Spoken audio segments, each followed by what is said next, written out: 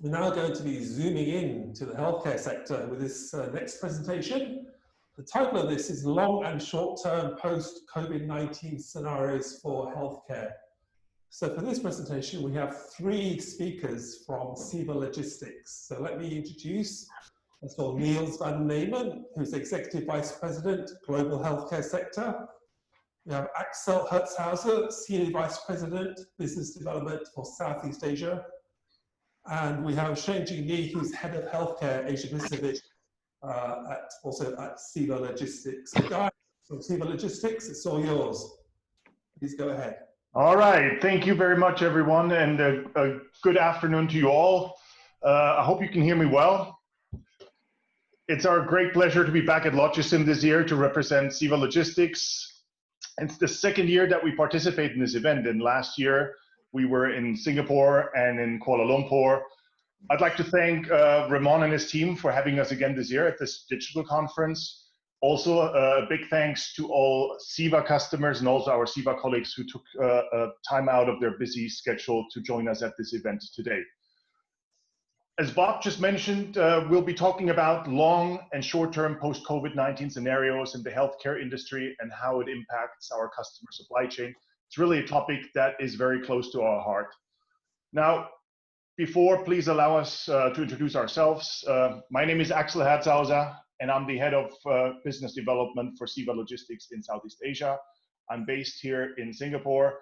I certainly have the easiest task today because I'm only doing the introduction and then leave the majority of the presentation to my colleagues. I also would like to introduce you to our main speakers. Bob just mentioned them. We have Niels van Namen, who's our Global Head of Healthcare. Niels is joining us online today from the Netherlands, where he's based.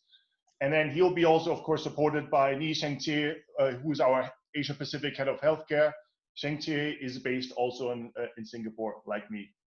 Now, before we deep dive in our healthcare topic, we want to give you a brief introduction to CEVA Logistics. Obviously, logistics runs in our blood. So as a global supply chain provider, we provide our customers end-to-end solutions across freight management and contract logistics. And we serve customers across all major verticals, including healthcare. And that's why we're here today to talk about. As many of you might be aware, CEVA is a fully owned company of the CMA-CGM Group, one of the world's largest shipping container companies. I will not walk you through all the numbers that you can see here on the screen, but you can find more details and these numbers also on our website. If you have any questions, then feel free to reach out to me via chat or LinkedIn, and I'll be happy to assist and answer any questions that you might have. One quick word about Singapore. Singapore is our hub and the head office for our Southeast Asia and Pacific region.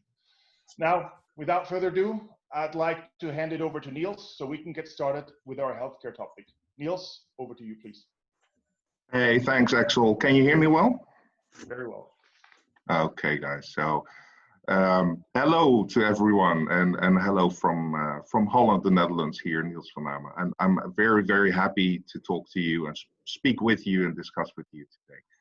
So, as said, my role in CEVA Logistics is to head healthcare, and healthcare has been my passion and focus for the last 25 years of my career.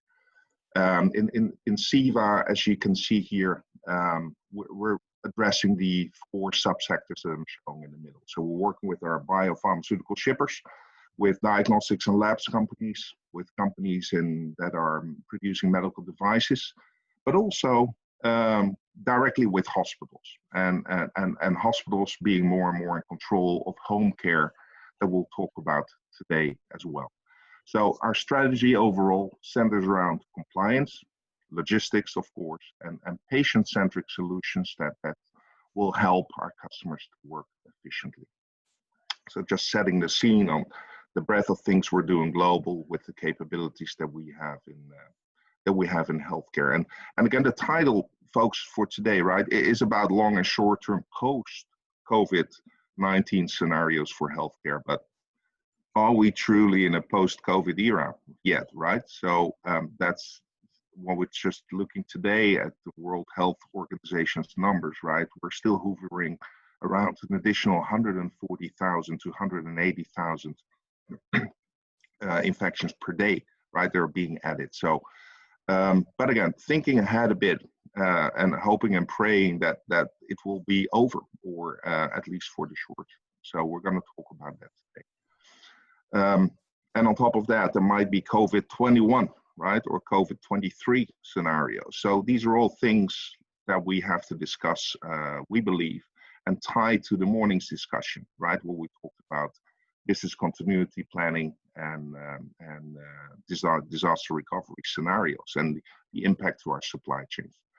And healthcare is one of the specific healthcare supply chains that we're going to talk about today.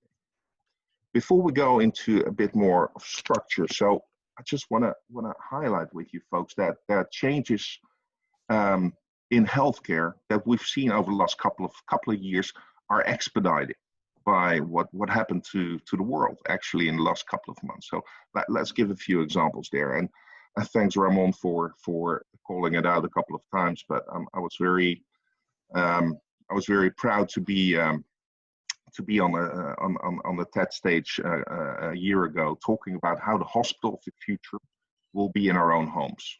Right, so I'm not saying that hospitals will go away, but we're predicting that around 46% of what's currently happening in the hospital, typically centered around chronic diseases, right, can and I believe will move to the patient's home, right? That will be about chronic care, on diabetes care, even on oncology, right, where we see chemotherapies move to some patients' homes, well, renal care. So there's a broad section of diversification which is happening, and now top that up, right, with people that are not very eager, right, to go to hospitals as potential sources of infections, or they cannot go to hospitals because there's a lot of normal procedures that are actually being delayed. So on top of that, we see that this 2016 book that some of you might have read, right, from Eric Topol around the patient will see you now. And for those of you that understand that, it's normally what's the doctor will see you now, right? So there's a changing concept out there, that kitchen table discussions with my kids as well, grown-up boys, 18, 20, 22 years, that demand a different type of care. They want to have the doctor in a way available on the phone, on the fingertips, instead of waiting for a doctor going to the hospital in the ivory tower and spend a lot of time traveling in and waiting there and actually returning home, and then forgetting about what actually the doctor said to you. So what Topol predicted that will happen in 2016 is we really see that expedited now. We see also the hospitals, some of the hospitals here, two US hospitals, right, Women's College and the Mercy Hospital, tailor their strategies, tailor their who do we want to be as a hospital differently, right? The hospital to keep you out of the hospital with no patients. So all of that is adapting to that changing supply chain, the changing landscape of how to actually deliver care. Another, I like this example, right, of a hologram doctor. Actually, it's a startup company as well, a hologram doctor at your home. So there's a broad variety actually of things expediting, and I think most important is what's happening with telehealth platforms. And I spend a lot of time with the folks from Babylon Health, for instance, on how you can see that has been expedited very, very fast over the last set of years. One of our partners, Philips, shared this week as well that the COVID-19 pandemic has increased the share of Americans participating in telehealth from 11% last year to 46% today. So that is a 50 to 175-fold increase in telehealth volume compared to pre-pandemic levels. So also our CEVA healthcare strategy is around helping you or helping our customers facilitate this change and make healthcare affordable and accessible for all. So moving into the different scenarios that you might have seen that your companies might be struggling with as well. So what are we looking at?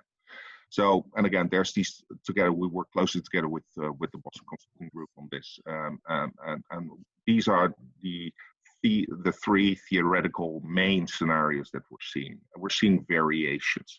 We're seeing W variations to the V and a few more.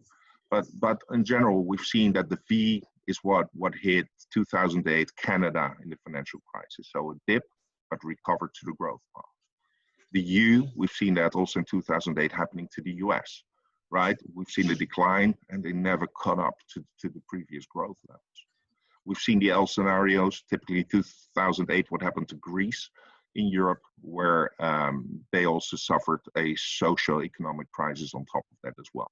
So what are the things that we are seeing, or our customers are seeing? So currently we're seeing something that looks like a scenario between the V and the U. And again, it depends on the region you're in. It depends on many local variables as well. But in general, we see the world currently in a stage of between the V and the deep U.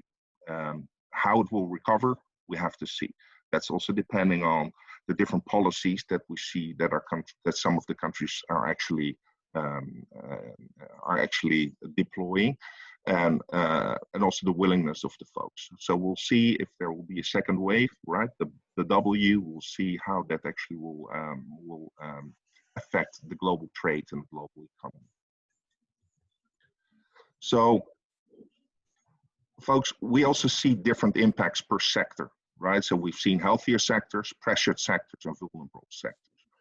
And in healthcare, we see that in a way the healthcare sectors are less vulnerable than some of the others that we talked about today as well. So, and again, we see some customers that have a part of their portfolio that is growing 600%, right, over the last 4 months. But we also see the same customers, they're only doing 5 to 10% of their normal turnover. So on average, we see most of our customers kind of be indeed 90% to business plan, predicting to be around 90% to business plan for 2020. So overall, you can see here as well, the TSR, which stands for the total shareholder return performance, is decline, but it's not as bad as we can see in some other vulnerable sectors. So we see healthcare actually be a relatively healthy sector to actually be in. But that's not something to rest on your laurels, right? Because if it hits again, we need to make sure that we help to make these supply chains agile and transparent and do the things that also David just talked about. In general, we see 3 scenarios that we're discussing with our customers on how to, for CEVA Logistics, how to help them to become agile, to do a different sourcing or a different manufacturing or distribution. So from left to right, you see an increasing amount of change, right? Currently, we see quite a few that are thinking how to optimize locally on the left-hand side, right? Limited changes, adding a few more suppliers, adding a few more vendors, and become a bit more agile by tweaks actually in their global setup, in the global footprint, and across sourcing, manufacturing, and distribution. We've seen a smaller amount, but still a number of healthcare shippers that are also shifting the manufacturing over time to reduce the geopolitical risk and exposure. So there's actually quite an amount of change. And we heard a lot of talk, not just with our customers, but also with some governments, right? They talk about, hey, we need to start sourcing more locally as well. So in the Americas, for the Americas, in EMEA for EMEA, and in APAC for APAC. And again, this is a massive amount of change. And it might make sense to do it from one perspective, right? But we will need all the planning tools. We will need all the cutover plans and all the business continuity plans to actually do this. This is a massive transformation. So sometimes when I hear government talk about we need to locally source our PPE manufacturing, right? And again, there is 600 suppliers typically in the supply chain. So you have to change these 600 competitive parts, not just simply putting up an additional manufacturing. So we see many of them on the left-hand side. We see a few of them considering how to become, and also as part of the business continuity planning, how to be less dependent on the geo risk next to all the other risks we have on security or the risk we have on natural disasters, for instance, as well. So, but the third one I hear a lot of talk about, but I currently don't see that happening at this moment. So that brings me to my last two slides, folks. And if not done already, we strongly recommend that you think about the implications for your supply chain, right? And of course, we'll love to help you in this journey. But there's a couple of things, or a couple of milestones that you see at this journey that you have. So first step, right? Do you actually have the visibility on your inventory? Do you have the visibility and the control of your forecast? Right, we just talked about demand-driven forecast and VMI forecast, and does your supply chain, is it up to what it needs to be in times of crisis? The second step, do you have the analytics and do you have the S&OP, the sales and operations planning processes in place to understand the implications of that change, what might be happening to you? Did you work out the different scenarios? And do you know what's needed on your IT side, on your partner side, on your collaboration side?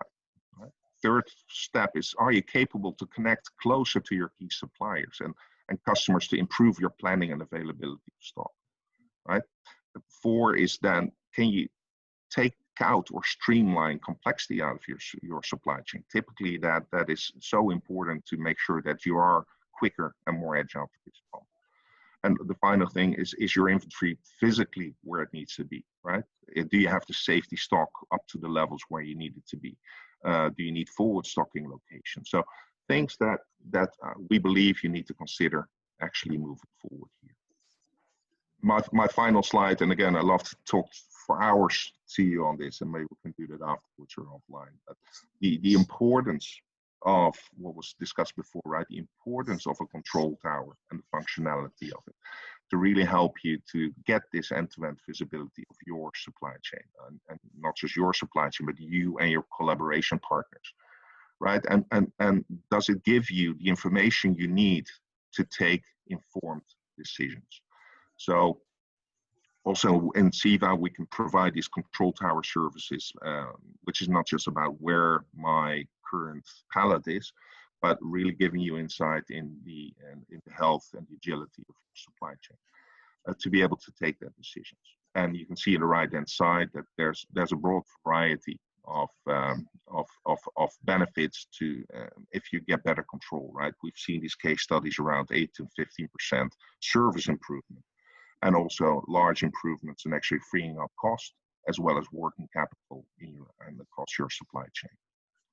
So with that, I'd like to hand over to Sheng in my team responsible for healthcare in APAC, and Sheng will provide you with an example of how we work with a South Asian customer, actually around the topics we just discussed.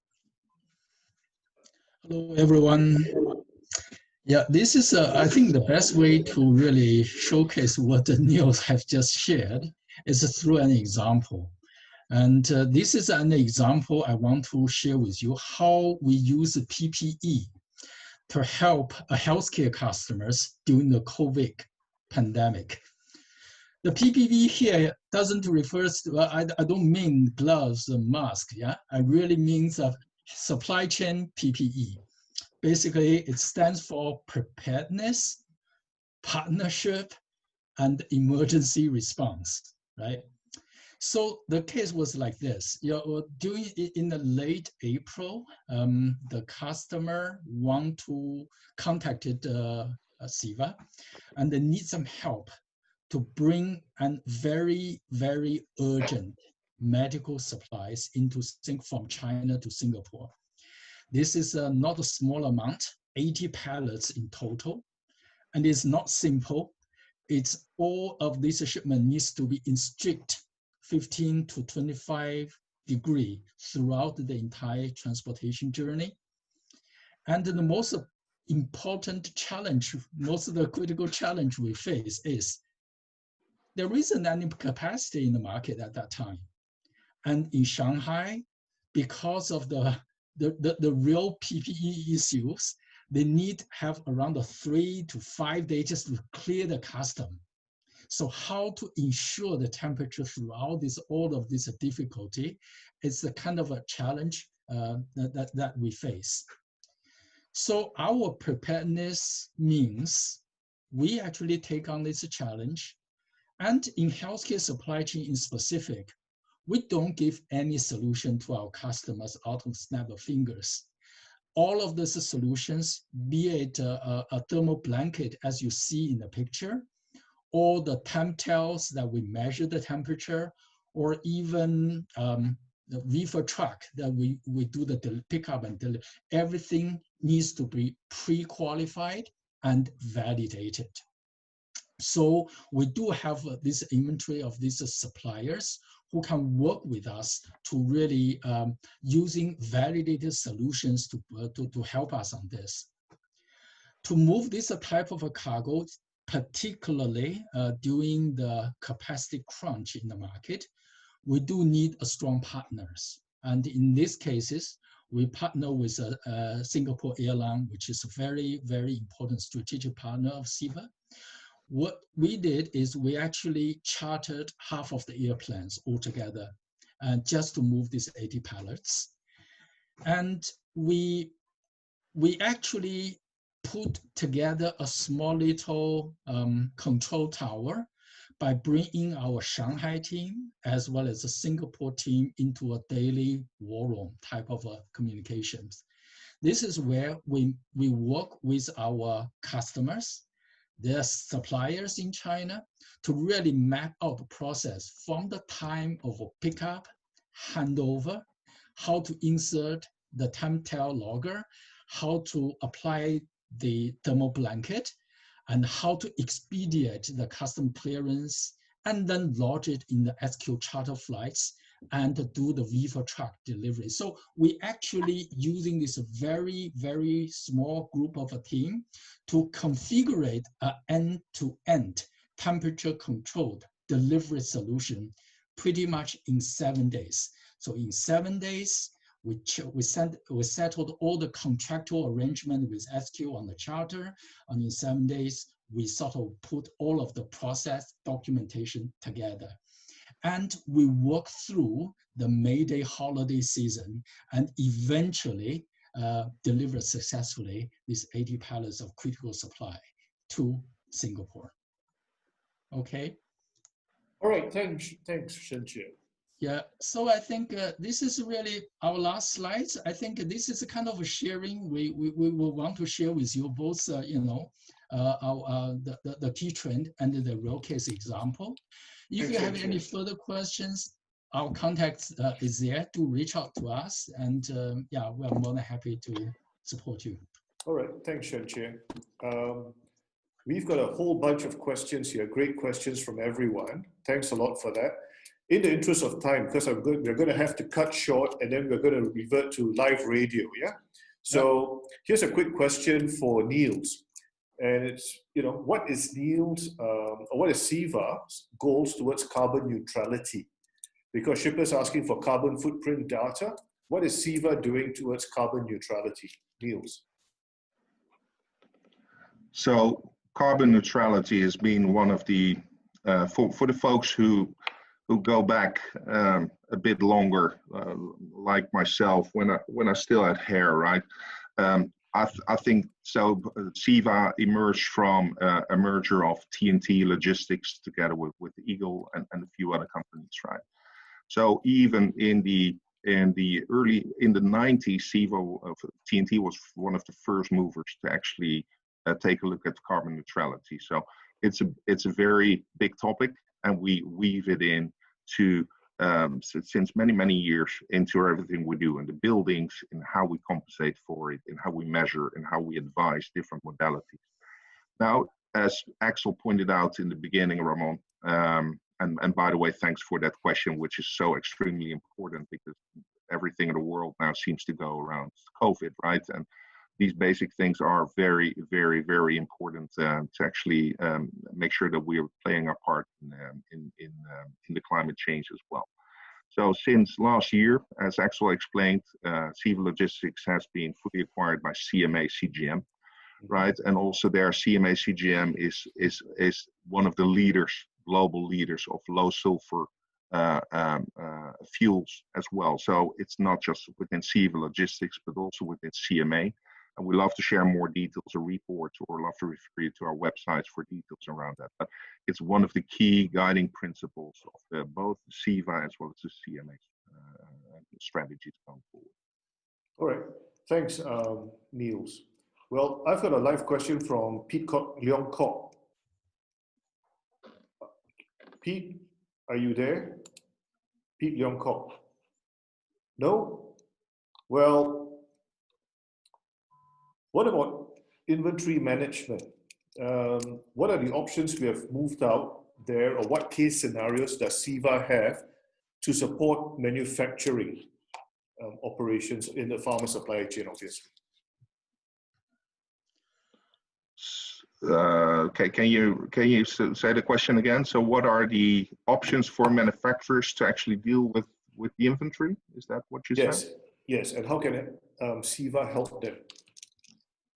Okay, so and again, to my colleagues, feel free to chime in. But again, looking at what I presented at the beginning, so there's different dynamics across the different pieces that we see in the biopharmaceutical, the diagnostics, and med device space. So starting there as the manufacturers, right? So typically where we having discussion with our customers is where does your product, where is it being used, right? So in biopharma, we moved away a bit from the from the small molecules into the aspirin kind of paracetamol products into even CAR-T medication, right? Which is immunotherapies, where the market for paracetamol is 7.7 billion people. And the CAR-T market is one person, right? So we see this multi-channel, the omni-channel kick in. So we believe it's really important that you segment your supply chain and segment also your strategy for inventory availability as well, where you can have a classical make to stock, right? For the more consumer fast-moving goods. You better make sure that you got your CAR-T products available in time, right? Otherwise, the patient will die. So there is, you need to understand the criticality and the nature of the product. As Sheng just talked about, there's also many of the new biopharma products hitting the market, right? Require cold chain. We'll see an enormous increase over the coming 6 to 48 months in capabilities for vaccines and medications around COVID, right? That will probably hit the market soon. So we need to make sure to help with you where your inventory needs to be. And then we can tweak, similar to what David talked about VMI, right? Then that's the third step then about how can we make it available to the different players in the market. And that's why we believe it's important for our CEVA strategy to work with hospitals and with home care organizations, because that's where the point of care is. That's where actually, whether it's your medical device or your specimen that's been taken for your diagnostics or your medicines being delivered to that patient. And again, the patient is not just going to be in the hospital. The patient's going to be at work, at home, at different locations, and demanding, let's call it this Amazon or the Alibaba experience in healthcare as well. So sorry for the broad answer, but so there's a variety of options that we can have very close to the patient and very far away from the patient. But again, that really depends on the nature of the products and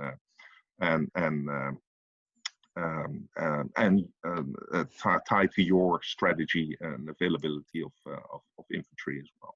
Right. Yeah, unfortunately, with logistics or supply chain management, there isn't a one-size-fits-all answer. So Niels, we've got another 30 seconds before we wrap up. Would you like to give us a summary or some key takeaway points for all the listeners? Thank you, by the way, Raymond. So appreciate that. So my 30 seconds, and maybe Axel and Sheng can chime in, is understand track record and their ability and experience. Mr. Heng said that they must. There's something happening. Can you hear me? That was not me. Yes. No, all that's right. the That was radio also station. not my. There was also not my 30-second advice. It is about the guys rethink where your products need to be, right? And whether we strongly recommend to use control tower functionality with your logistics partner, ideally with CEVA Logistics, of course, using tools that also David earlier talked about, right? And anticipating the VUCAs that we opened the session with today as well. So understand what it is, partner up, and don't see just a vendor-supplier relationship. Work closely together, because especially in healthcare, they're very critical supply chain, because in the end, there's a patient in the end. So that's my final consideration, Ramon. All right, Niels, Sheng? thank you very much. Sheng and Axel, thank you also for being on the panel.